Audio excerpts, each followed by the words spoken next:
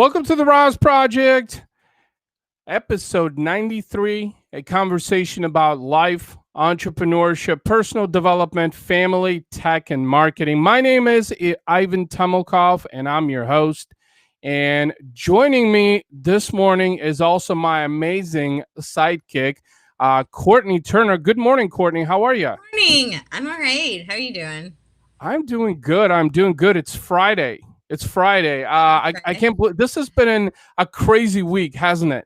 It has, yeah. I have not slept very much, so I am and pretty tired. and you are in Vegas, right now, I In believe. Vegas, yes. This is my hotel background here. Yeah. Okay, very cool. Well, we have a very interesting show today. We've got a special guest who's joining us, and I'm going to see if I can bring him in on here. Let's see. Guillem, are you there?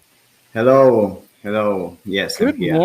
Good morning. So before we kick things off, I want to read Guillem's bio real quick. So Guillem is the founder and CEO of Wilda Capital, a real estate investment firm based in Barcelona, Spain. They manage real estate investments in Spain throughout different vehicles. They buy buildings, renovate and flip, buy, renovate, and keep. So good morning. Thank you so much for joining us on the podcast. Thank you very much to having me here today with you guys. How is it going in the US with this crazy week with the elections? Do you have president or not? Crazy week. Yeah. It really is a crazy week. And, that was one of the things that me and Courtney chatted about in a previous episode, because Courtney is actually a political pundit. And she has really been, paying close attention to everything that's happening now with the election. And it's just been so crazy because I think so many people are, waiting to find out the results, and that impatience, is really settling in over the last couple of days. So, and we kind of talked a little bit about it in an earlier episode this week. So, yeah, it is absolutely crazy right now because so many people are waiting to hear what's going to happen, who's going to be the new president. So many people are waiting to hear, and just, we've never experienced anything like this. There are just so many things that don't make sense, so many things that are unanswered. And there's been lots of indications that something's not quite right. So it's definitely going to be interesting to see how it plays out. Yeah, absolutely. So let's go ahead and just dive into the show. And before we start with the questions, Guillem, I wanted to mention that we are live everywhere right now. We're live on LinkedIn Live. We're live on YouTube, on Periscope, on Twitch, Facebook, all over the world right now. First time that we're doing a trio cast like this, but let's go ahead and jump right in to the show. And let's start with Guillem. Let's go ahead and tell us a little bit about yourself, about your background. Let's get to know you a little bit. Yeah, sure. Well, I'm based in Barcelona. Originally, I'm from a small town around 100 kilometers from Barcelona. So I was born there, and I spent all my childhood there. After that, I moved to Barcelona to study law. I have a law degree. I have 2 master's degree, one in real estate practice and another one in legal practice. The truth is that I never wanted to become a lawyer, but I studied law for different reasons. The first reason is that when you are 17 or 18 years old and you need to make that decision, I don't know if the US it's the same or not, but here in Spain, when you are 17 years old, you need to make that important decision in your life of what are you going to study. And by that time, I didn't have nothing clear about what was going to happen with my life. So the only clear vision that I had is that I wanted to become an entrepreneur, having my own company.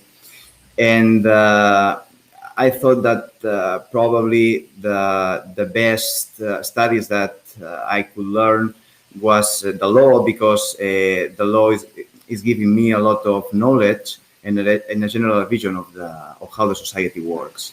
Also, I studied law because once you finish the law degree, you have a lot of doors open, and there are many places where you could work. Yeah, Okay. yeah. So, question for you, Guillem. Like, was it, did you just get into law because you were just curious about it? Was there something specific that, drew you into it, or you just decided that, law seems like something that I'm curious in, something I should go in? Like, what drew you into it? Was there something specific? Yeah, probably curious about that. And as law is everywhere, Mm-hmm. I mean, everywhere in the politics, in the companies, everywhere. So it provides you a very, very interesting background. And at the end, is what I told you. You have many places where you can work after studying law. So it was like a vehicle for me to open a lot of doors in the future.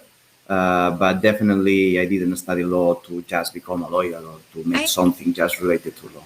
I have a question for you. With studying law, was there anything that really? It sounds like you really studied it more as a way of opening opportunities for you as an entrepreneur. Were there any things that when you did go into studying law that really surprised you? In the law degree, there are a lot of things that you study that will probably not be useful for your life, Right, but right. there are many, many, many subjects that are really interesting. For example, we were talking about politics few Mm-hmm. moments ago, and all the politics are about law. So Sure. for me, the law was something that has provided me a lot of knowledge, and today I'm very grateful for doing this because I have a lot of knowledge in my field, that is real estate, that if I didn't study law, probably I would not have it. Yeah, yeah. So, to Courtney's question, like you mentioned, is it sounds like you going into law, was something that also helped you get into real estate, right? Because there's obviously, legal aspects of real estate, so that was kind of essential to that, correct? Correct. Yeah, absolutely. Very Absolutely. cool. So, okay, so you're going to law school, law degree, Sorry, I right? have And one more then question about that go actually. ahead, go ahead. So, in this country, like we're very litigious. People have lawsuits about everything. You've probably heard the famous like McDonald's case. Somebody spills coffee on themselves and they sue McDonald's, Yeah. right? What is it like there in Spain? Is it very litigious? Yeah, it's absolutely the same. Uh, People are going to court for nothing, Mhm. and the legal justice is blocked. You can be years to solve a problem in the court. And who pays it in Spain? How it like do people pay out of pocket or for lawyers? Are there different like ranks of lawyers? How does that work? I know nothing about the Spanish legal system. Yeah, I think it's like in the US. I Hmm. mean, there are different types of law, different types of lawyers. There are civil lawyers, there are criminal lawyers, there are tax lawyers, there are lawyers that just go to courts, there are lawyers that never go to court and just provide legal opinions. So there are a lot of lawyers, and I think too many lawyers. There's a lot of people studying law in Spain. Interesting. That was a really good question, actually, Courtney, because it really goes to show how much similarity there is between the way law is being practiced in different countries. Because I think a lot of people, especially in America, have this misconception about law and the way it's practiced and the way it's perceived. And but Gillum just said that there's a lot of lawyers that basically they're doing stuff that's like really, did you get into law for this? Why didn't you get into law for something more meaningful, right? Like something that makes a difference, right? So, okay, you're going to law school, you're getting a degree. At what point, like, did you show interest in the real estate? Well, during my law degree studies, I started working for a company that worked for banks. Mm-hmm. Basically, we were managing all the real estate assets, all the real estate deals, evictions, mortgages, and all this kind of process with different Spanish banks. I started working there in the middle, I think in the second year of law. And I worked there for many years, even after finishing my law degree. And here it was my first contact with the real estate industry. It was after 2008 crash. So I was capable to see very interesting things. I also saw the dark side of the real estate. I mean, a lot of developers that did what I'm doing today. So this provided me a lot of experience about what can happen if things go bad. And I all that experience that I got Yeah. during that period is helping me today a lot. Yeah, interesting. So you said the crash of, 2008, right? Because that was a really big, shift, in America. And it sounds like the real estate crash that happened, 2008, wasn't only just in the United States, but it also happened in Spain. Is from what you're saying, right? Absolutely, in Spain was top one. Absolutely, because it was like in the US, but with a big difference. That is, here in Spain, we didn't recover from it Right. until I think 2014, 2015. In the US, you had a speedy recovery. Yeah, yeah. Okay. Okay. So you saw a lot of opportunities, obviously, in real estate. I mean, you were doing law. And like, where did entrepreneurship come about? Like, how did you, can you Yeah, talk a little bit about the entrepreneurial side? yeah. Well, once I was working in that company, I got an offer from a real estate hedge fund to manage all the operations of this real estate hedge fund in Spain. I accepted it.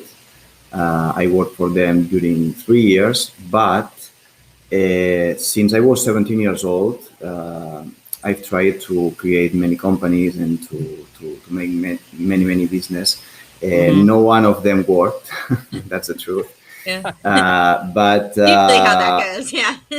yeah, and I tried a lot of things, but at some point of my life, when I was working in this real estate hedge fund, um, I saw that to create a company and to succeed, you need to invest a lot of hours on it. So during that years, during my studies, and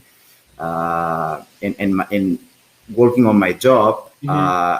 I was like putting half of the time in my business and half of the time in my job, and this doesn't work. Okay, so when I was working in this real estate fund, uh, I decided that if I wanted to make my dream come true, I had to stop working there and start working full-time job on my business. Yeah, yeah. What's really interesting about what you just said is we're talking about entrepreneurship because, Courtney is also a fellow entrepreneur. She's a speaker, she's a trainer, political pundit. I'm an entrepreneur. And one of the things that I heard you say is this, you said, if I was to make my goals and dreams a reality, then I had to figure out how am I going to focus on those goals and dreams. And let's face it, putting my goals and dreams as a side hustle and like being like, okay, I work my full-time job and then I focus a little bit on my goals and dreams Yeah, here. Like that's just not going to happen. And I think that that is one of the similarities worldwide is just that a lot of people, want they have goals and dreams, but they're almost like afraid to pursue them, because they're so worried about like what society is going to think or, hey, am I going to fail? Because you said that, you've tried a lot of things didn't work. And let's face it, that's in part entrepreneurship. You yeah, try a lot of things, you're going to fail at a lot of things, but you're also going to you're going to succeed at some things. And it might be one thing, but you know what? It's worth trying to find out what it is, that's going to work. Something that you're going to be passionate about, something that you're going to love, something that you're going to wake up for every day and say, you know what? I'm doing this because I enjoy it. It makes me happy. It gives me fulfillment. I'm not just working, for a paycheck. just to make money, to make a living, but I'm working towards something that has a purpose. So, can you recall back to like before you started, the business, Will to Capital? Like, was there a purpose behind entrepreneurship, or was it that just like you wanted to get your own thing? Well, I wanted to be my own boss. I think that this is something Mm-hmm. that has been with me since I was a child. So I've never felt comfortable working with any kind of boss. In my mind, I had that clear vision of creating this. And since the moment I Mm-hmm. started working in real estate, I knew that probably the future of my project was something related of what it is today. But to do this, I needed a lot of experience. I needed a lot of contacts, and what I did were the steps to be where I am today. In other words, probably I could not be able to create the company that I have created today if I didn't do the steps that I did before. Yeah, so maybe let's talk a little bit about that. Like maybe highlight some of the steps, some of the things, some of the experiences that you can recall that, helped you get to where you are today. Maybe just touch upon that in a couple of minutes. Yeah, sure. Well, I work with investors. The kind of investor that works with my company is a professional investor. I mean, I'm not working with small amounts of money. So to convince this kind of investor to invest to our company, you need to have some knowledge and you need Mm-hmm. to know very well the market. So this is the experience that I acquired during that years. And on the other side, to have the best deals on the market, you need to be very well connected. Sure. I was not born in Barcelona. I came here when I was 18 years old, but I didn't know anyone. So I had to start my network from zero. And it took Mm-hmm. me many years to be very well connected in the market. And once I realized that I had all these contacts and that I was capable to raise a lot of money, then is when I decided to jump to the pool and to create Virtual Capital. Do Mm-hmm. you work in, is it a commercial real estate or residential, or do you do both? Or Yeah, our main focus is in residential.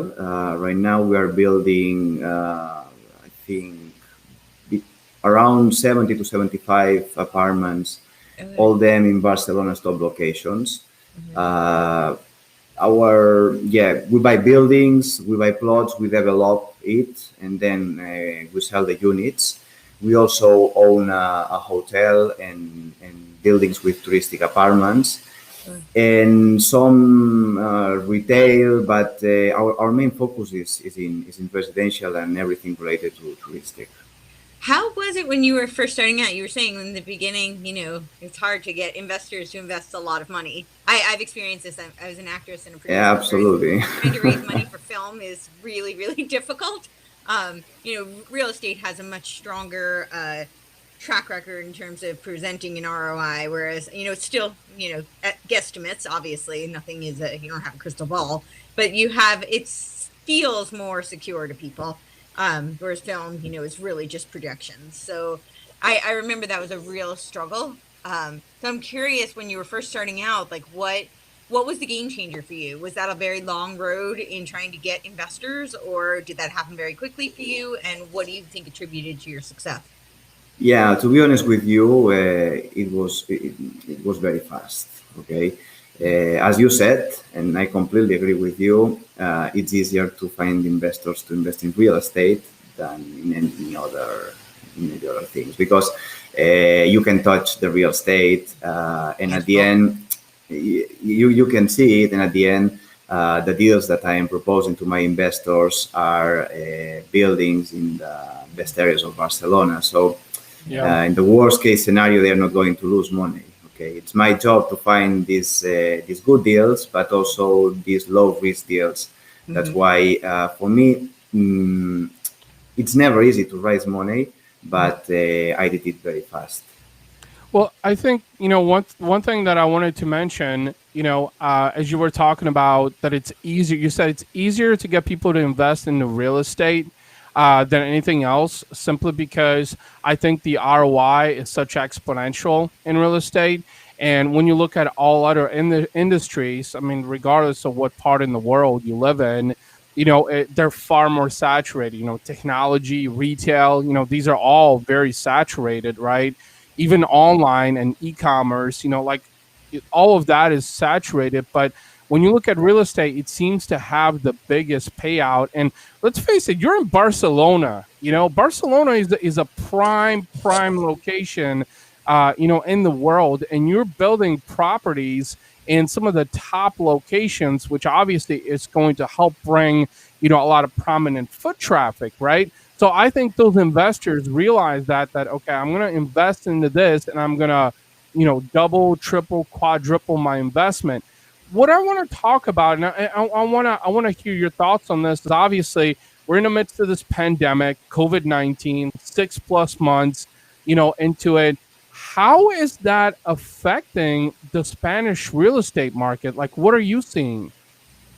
Yeah, I think that a big real estate crash is coming. I think that I'm starting to see it, not in all the sectors of the real estate, but definitely I think that a lot of things are going to change in the following months. For example, everything related to touristic, it means hotels, it means touristic apartments, it means even retail. They are suffering a lot now. For example, having a hotel in Barcelona is like having a diamond. Okay, Barcelona is a city that has a lot of tourists every day. So it was even impossible to find a hotel to buy in the last 5 years because all the hotels were making a lot of money and no one of the owners wanted to sell it. And I can tell you that during these last months, I'm receiving about 2 hotels per week of companies or families that are struggling and that are selling these properties that in other situations they will never sell it.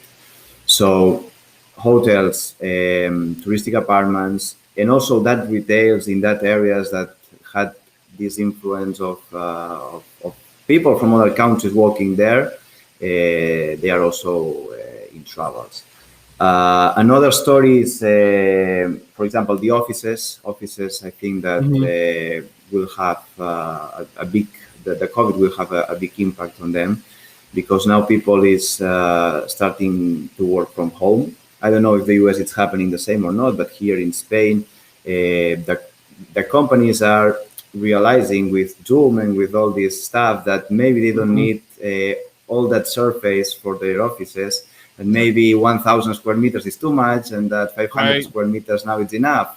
So the people don't have to go to the office 5 days per week, and they are working from home, and maybe working from home, it's better from a rural area around Barcelona and not in the center of the city. So it's this thing is impacting directly to the offices and also to the residential of Barcelona. Yeah, absolutely. You were talking about, work from home. I feel like, in the US that has definitely happened. I mean, we're seeing major corporations sort of shifting the workforce to where they're realizing that, maybe we don't need this huge commercial space. And we're talking like, I mean, energy companies, big energy companies that, for instance, like their customer service department, I mean, all those people are working from home. They are sitting on their laptops and, doing phone calls and data entry, from their couch or their recliner. And so that's interesting. You mentioned that, and I want to go back to the point that you made about that you see a crash coming again, because I think that crashes typically happen every 10 plus years, at least historically, every 10 plus years, because the last one was 2008, right? 2007, 2008. Yeah. So now we're about 2 years behind. And, let's face it, when there's a market crash, it's both good and bad. right? It's good because it creates a shift. It's bad because there's losses. So it's interesting you mentioned that, but so what are your thoughts on when you were talking about you anticipate a market crash coming? Like, how do you think that's going to affect, the real estate market in Spain? How do you think it might affect you? Because I know you were talking about tourism and commercial. Like, can you maybe share a little bit about that? Yeah, I think I have both sides of the story. Mm-hmm. In one side, I'm finishing now 3 buildings here in Barcelona that I started 2 years ago, and I have 30 What? apartments that I need to sell. So I'm not sure that I will be capable to sell these units at the same price Mm-hmm. that I had to sell it. So this is the first one. Secondly, we own a hotel. The hotel is closed. Okay. Yeah. Yeah. We had to close it on March. We closed it for 4 months. We tried to open it on June, July, but then in August, nobody's coming to Barcelona, so the hotel is not working now. It's Right. closed again. So this is one phase, but there is the other phase that I'm seeing a lot of opportunities. I have a lot of investors, and we're buying. We're buying. We are Yeah. looking for deals. We are now studying many potential deals in Barcelona. So both sides of the there is one side that is good and another side that is bad. But what I see is Mm-hmm. the residential, and at the end everything, but especially the residential real estate market is based on the supply and demand. Mm. Right now we are in a situation where we have small supply, and I would say not big demand, because right now we're not in a good moment, but normal demand. Okay. Right. But the people here in Spain is receiving a lot of help from the Spanish government, but the rates of unemployment are very high, and this helps will end probably in Sure. 2021, and all these people maybe will have mortgage delinquencies. Maybe they will sell their apartments if they are having bad times. Maybe they cannot pay. I don't know. A lot of things can happen that can revert that situation. And I think that probably in 2021 we're going to see that the supply of apartments in Barcelona will increase, and the demand, Mm-hmm. the people is having bad times, will decrease. So it means that probably the prices will go down. Yeah. Yeah. I have two. Oh, sorry. I have two questions for you. One, you touched on how the pandemic has, you've been locked down. I'm very curious to hear what it's been like, in Barcelona and the rest of Spain, how Yeah. that's affected not just the real estate market, but what, the whole general morale and protocols and policies happening there. And my second question is, what do you see? You talked about how tourism is definitely going to have an impact, especially for the hotels. How do you see some of the things that are happening? There's a lot going on, like all over the world, right? So especially with the pandemic, that affects the markets as well. So how do you think that that's going to have an impact moving forward, and what are you seeing? Yeah, sure. Well, first one. Here we had a very tough lockdown during, I think it was 2 months. Everything was closed. Mm-hmm. I think that in the US it depends on the state of the States, US. exactly. Exactly, that you had. The president says one thing, then the governor says Well, another right, thing. right, Right. because we're United States, right? So each state, each governor has a Okay. jurisdiction over the policies in their state. And that's how Okay, it so works so here. here I think it was one of the worst places with the lockdown. Uh, Everything was closed, and during 2 weeks we couldn't even go to work. I had to stop all the renovations. And all my team had to stop working. But during 2 months, all the shops, all the restaurants, everything was closed, and we couldn't go out. Couldn't go just outside at all. with the dog and to go to the Really? And supermarket. what would happen if you did? If you went outside, like with the dog, or what? Yeah, the police asked you a lot of questions. When I went to work to any of the buildings that I'm doing with the technical team, they stopped me many times.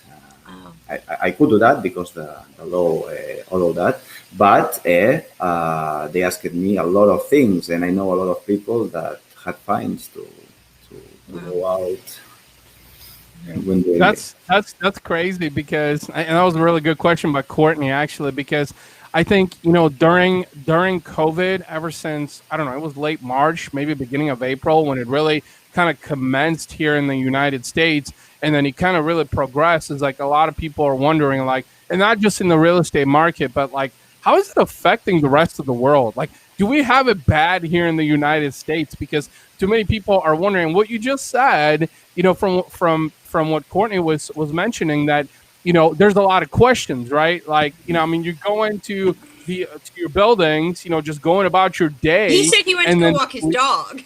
you know. Yeah. This was the yeah, only thing that during 2 weeks did going to the supermarket or going to with your dog outside of your apartment. It was right, right. Like you're going about your business, and like you're getting it stopped and questioned, and so. Do you think that's creating a lot of uncertainty with people? absolutely, and the people that is paranoid is now Hmm. even more paranoid. And there's people in the street that thinks that they are policemen, and now we have to wear face masks. In Spain, it's Hmm. mandatory since July. Since July, in the middle of summer at more than 30 degrees with this face mask, it's crazy. And if you put your face mask instead of here, you can find people in the streets that is asking you why you are not wearing the mask. So I mean, it's Right. creating some kind of paranoia, and it's a really strange situation, to be honest. Yeah. Yeah. Yeah. So. And now like going obviously into the winter time. I mean, I don't know what winters really look like, in Barcelona, but I think you also said that, there's a lot of dependency on tourism. So you're seeing that decline. So like, and obviously heading into a potential crash. So like, do you think this could be like one of the worst times in many years because of COVID and just the way things are going? Yeah, absolutely. I think so. We've seen many protesters during these last Hmm. nights in Barcelona. I mean, taxi drivers. I mean, now, for example, here in Barcelona, the gyms are closed, the restaurants are closed, the bars are closed. So there's a lot of people that simply Oh, cannot work. wow. Yep. They cannot work, and the worst thing is that it's the second time that it is happening, because Hmm. they had this in March, April, and May, and now they're having it again, and we are in November. So what is Right. going to happen this winter? We are seeing that France, for example, is under a lockdown. The United Kingdom is going through a lockdown too. So we are not in the lockdown yet, but all these things are destroying the economy of any country. I mean, Yeah. it's not possible to survive on that. No. And what is it doing to people? How are people responding to that? Are people fighting back? Are people is there a rise in any kinds of like are people depressed about it? What are you seeing? Well, I'm surprised because I think that in the first stage, the people accepted it. It was Hmm. something new. We didn't know that much about the virus, so the people were really scared.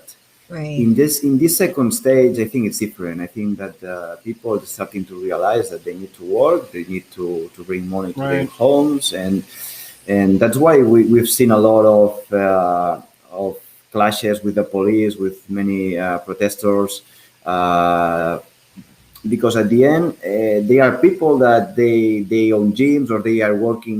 I mean, the nightclubs are closed, the discos are closed since March. I mean, there's a lot of people working there, so the people are starting to say, okay, we have a virus, but what are we going to do? Do we have to close forever, Right. or what are we going to do? And by the other Yeah. side, there are the hospitals with a lot of people ill. It's a really complicated situation. I don't want to be a politician today, for sure. No, no, sure, sure. No, yeah, absolutely. I mean, you made a very good point, Guillem, that, obviously from an economical standpoint is it's not feasible. And obviously it's not just, in Spain, it's not just in Barcelona, it's not just in the United States, Mm, I think people realizing that, and that's why I think, going into the winter, I think we're going to see a lot more protests worldwide because sure. people are realizing that, like, hey, and let's face it, in the United States specifically, is this that yeah, most people can collect unemployment, right, and get by somehow. But in other countries, I was born in Bulgaria in Eastern Europe, so I know that like such thing doesn't exist. So like, how do people survive? Like, it's like it makes you really wonder. So the one thing I wanted to ask you, and I don't know if I already did or not, is are you taking any specific steps to kind of prepare for this, because you're obviously in the midst of like building property, trying to finish Mhm. property, obviously you're seeing the swing of the pandemic. Are you doing anything specific to prepare for this? Well, yes and no. For example, in all that buildings that I talked about that we need to sell, that units, Hmm. we are waiting. We are not in the market yet. We're going to finish in the first quarter of 2021. So one of the things that we are doing is wait and see, and we are going to start selling after we finish the renovation. And maybe if it's not possible to sell, maybe we have to rent it. Why not? Uh, Sure. we are also dealing with our lenders. Okay, maybe for example with hotels. If the hotel is closed, they have to deal with my banks. So all these kind of things to make the situation easier. Okay.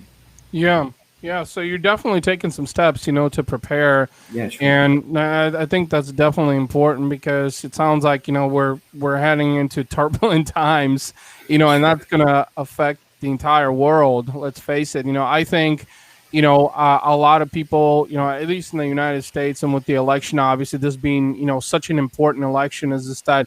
There were a lot of people who are led to believe that COVID-19 was sort of a prefabricated thing, for Yeah. election. Now it's after election and it's still here. And it's like, wait a second. Like, this is really still affecting things and it's not going to Although go there were away. some very interesting things, like Hmm. people who that there were politicians saying like you even if you have COVID, it's okay. You Sure. can go out and vote. Go to the polls. It's okay.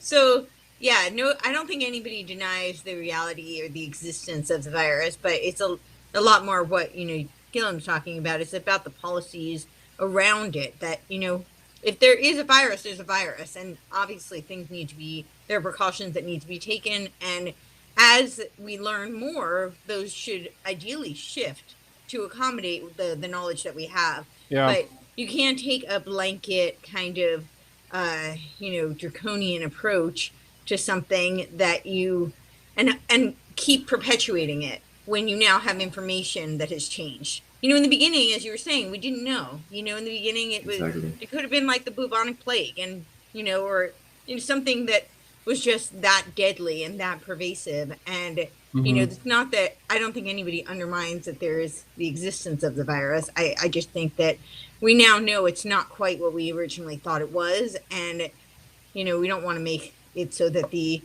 cure is worse than the problem. Right? So there needs Yeah. to be a Yeah. way to figure out how to live with it. So Yeah, I think that's a very good point, Courtney. Is just that things are never really the way they seem to be, and I think this virus has really proven just that. Is just that at first it was like, oh, this will be gone in a couple months, or oh, it'll be gone in 6 months, and these were, I think, all assumptions. But nobody truly would have known that. Well, here it is, beginning of November, and Yeah. COVID-19 still around. We are less than 2 months away from the major holidays, and we really have a true global problem to deal with, that's affecting many industries. sure, but I think that I will just say I think the policies are a lot of what's affecting the industries. there are many viruses that still exist, other than COVID, that have not shut down global economies. There are other viruses that are still, people still die from, that people still get very sick from, and this one has actually proven to have a much higher survival rate, certainly, than we thought, and then many others. So I think there needs to be a point where people start to say, okay, let's take the knowledge that we have now, and how do we start figuring out how to live with this, and recognize that yes, we have a virus, but this virus is not this deadly bubonic plague that we thought it was going to be, and we can't continue to move forward where I mean, if we keep a global economy shut down, and that starts with in each country, each state, province, each local area needs to obviously have jurisdiction over their own area.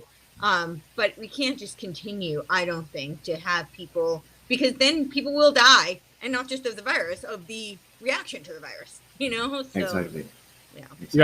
Yeah. Well, I want to thank both of you. This has been an amazing conversation that we've had. But before we wrap things up, Guillem, let's throw out some websites, some social handles. How can people connect with you out there about entrepreneurship, real estate, things of that nature?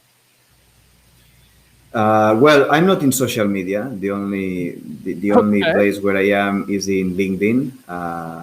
I use Instagram or Facebook, but in a very private mode. I actively use LinkedIn, so in LinkedIn they can find me, and also in my website that is willtocapital.com. And there you can see all the developments and all the deals that we are doing today with our company. Awesome. Well, Courtney, did you have any other questions? No, I think that's it. Yeah. Awesome. Well, I want to thank both of you, and for all the listeners and viewers. This was another episode of the RAS Project with the amazing Guillem and my sidekick, Courtenay Turner, as well. And until next time, next week on Monday, 11 a.m. Central Standard Time, we'll be back with another episode. Thank you, both of you. Have an amazing weekend, and truly enjoy the conversation. Yeah. Thank you very much, both of you.